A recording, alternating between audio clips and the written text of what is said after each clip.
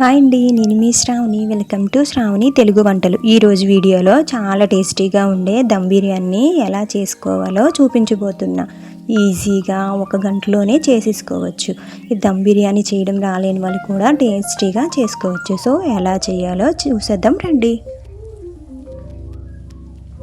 ముందుగా శుభ్రం చేసుకున్న చికెన్లోకి కొద్దిగా నిమ్మరసం, 2 స్పూన్ల సాల్ట్, 2 స్పూన్ల కారం, 1 స్పూన్ అల్లం వెల్లుల్లి పేస్ట్, 1 కప్పు పెరుగు, 1 spoon garam masala, 1 spoon chicken masala, అలాగే ధనియాల పొడి, జీలకర్ర పొడి, మటన్ మసాలా, బిర్యానీ మసాలా వేసి 1 స్పూన్ ఆయిల్ వేసి బాగా కలుపుకొని ఒక అరగంట పాటు పక్కన పెట్టుకోవాలి. తర్వాత స్టవ్ మీద ప్యాన్ పెట్టి ఆయిల్ వేసుకొని మరిగిన తర్వాత ఒక పెద్ద సైజు ఉల్లిపాయను సన్నగా తరిగి నూనెలో వేసుకోవాలి. ఈ ఉల్లిపాయలు బాగా ఎర్రగా వేగిన తర్వాత ఒక ప్లేట్లోకి తీసుకోవాలి.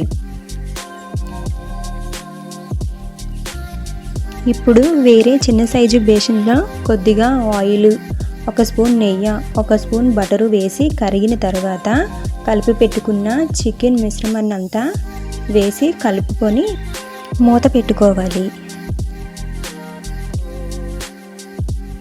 తర్వాత 10 నిమిషాల తర్వాత ఫ్రైడ్ ఆనియన్స్, కొద్దిగా కొత్తిమీర వేసి 15 లేదా 20 నిమిషాల వరకు చికెన్ని ఉడికించుకొని పక్కన పెట్టుకోవాలి. ఇప్పుడు ఒక పెద్ద సైజు గిన్నెలో 3 గ్లాసుల బాస్మతి రైస్ను శుభ్రం చేసి నీళ్ళు వేసి స్టవ్ మీద పెట్టుకోవాలి. తర్వాత బిర్యానీ ఆకు, బిర్యానీ దినుసులు వేసుకొని 1 స్పూన్ ఆయిల్, 1 స్పూన్ అల్లం వెల్లుల్లి పేస్ట్, 2 స్పూన్ల సాల్ట్ వేసి బాగా కలుపుకొని రైస్ని 80% వరకు ఉడికించుకోవాలి.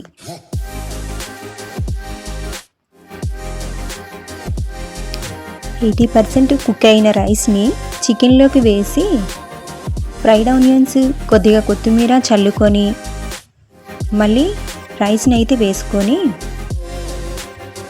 పైన ఫ్రైడ్ ఆనియన్స్, కొత్తిమీర వేసి red and yellow food colour వేసి 5 నిమిషాల పాటు మూత పెట్టుకోవాలి. 5 నిమిషాలు అయిన తర్వాత నెమ్మదిగా కలుపుకొని ప్లేట్లోకి సర్వ్ చేసుకుంటే టేస్టీ అయిన దమ్ బిర్యానీ అయితే రెడీ అయిపోతుంది.